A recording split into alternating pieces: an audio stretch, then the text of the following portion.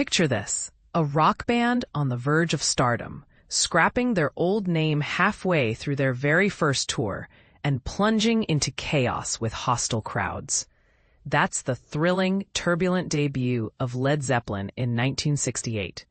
And trust me, you won't believe how it all unfolded. But here's where it gets controversial. Was their infamous name change a brilliant rebrand or just a desperate scramble? Let's dive in and uncover the story behind one of rock's most iconic beginnings, piecing it together step by step for anyone new to the scene.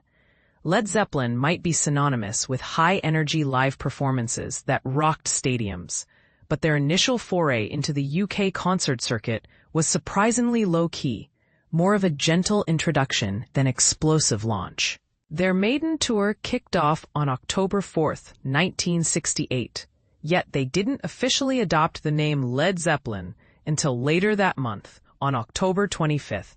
Before that pivotal date, event promoters marketed the group under different aliases, sometimes as the New Yardbirds and at other spots as the ex-Yardbirds, depending on where they were playing. This naming confusion reflected the band's transitional phase, as they navigated their identity right out of the starting gate. Fast forward to the evening of October 25th, when Led Zeppelin took the stage at the University of Surrey's Great Hall in Battersea. To give you some context, event organizers framed it as the first big dance of the term, a lively campus gathering meant to kick off the academic year with fun and music. The band earned a modest £175 for a 50-minute performance, which, adjusting for inflation, is like a small fortune in today's terms, but felt like a fair payday back then. Outside the hall, a prominent banner advertised the show as featuring tonight the ex-Yardbirds, with a smaller line beneath it reading, Led Zeppelin.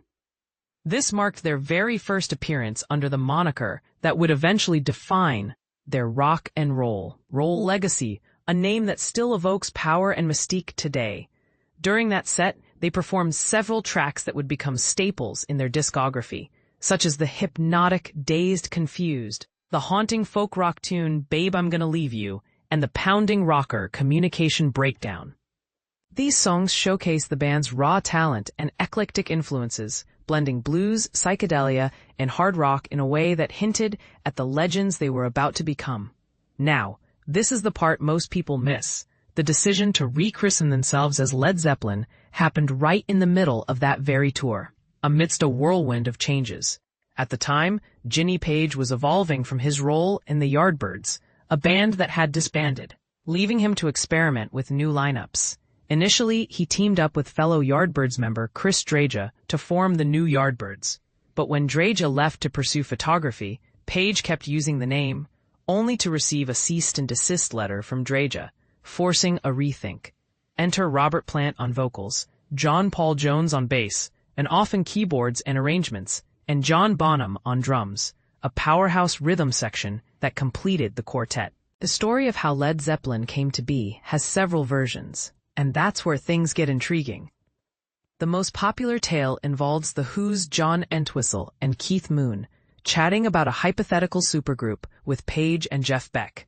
They quipped that such a band would go down like a lead balloon, a British idiom meaning something that fails spectacularly, like a heavy balloon plummeting to the ground instead of floating. Page loved the paradoxical twist of lead, the heavy metal, combined with Zeppelin, the lighter-than-air airship, and he latched onto it. Other accounts suggest Page wore a pin of a Zeppelin made of lead on his shirt, tying into his fascination with aviation and metalwork. Regardless of the exact spark, the name caught on and stuck, symbolizing both weightiness and elevation in a way that perfectly captured the band's soaring ambitions. The day after their Surrey debut, a newly renamed Led Zeppelin hit the stage at the Bristol Boxing Club. And this is the part that sparks debate.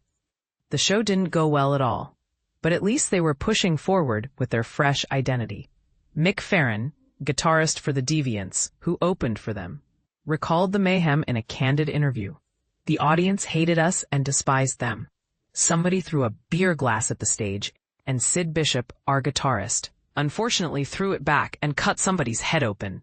When Led Zeppelin came on, They got through a number and a half until the fire extinguishers, buckets, bricks, and everything was being thrown at them. It was a brutal reception, highlighting the risks of rebranding on the fly. Crowds weren't ready for this new sound, or perhaps they resented the name change. Was this a bold step that built resilience, or a reckless move that nearly derailed them?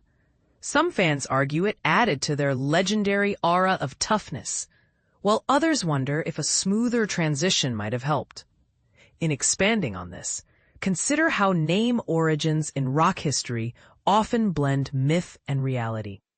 Think of bands like the Beatles, whose name evolved from playful nods to Buddy Holly's Crickets. Led Zeppelin's pivot feels even more dramatic, a mid-tour metamorphosis that mirrors the chaotic energy of the era's music scene. For beginners, remember that the Yardbirds were pioneers of psychedelic rock, and Page's role as a session guitarist gave him the chops to assemble such a stellar group.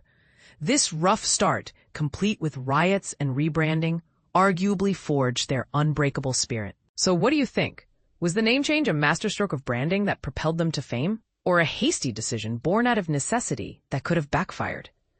Do the varying origin stories make the band more mysterious and appealing, or do they dilute the truth? Share your thoughts in the comments. I'm curious to hear if you side with the lead balloon theory or have another interpretation.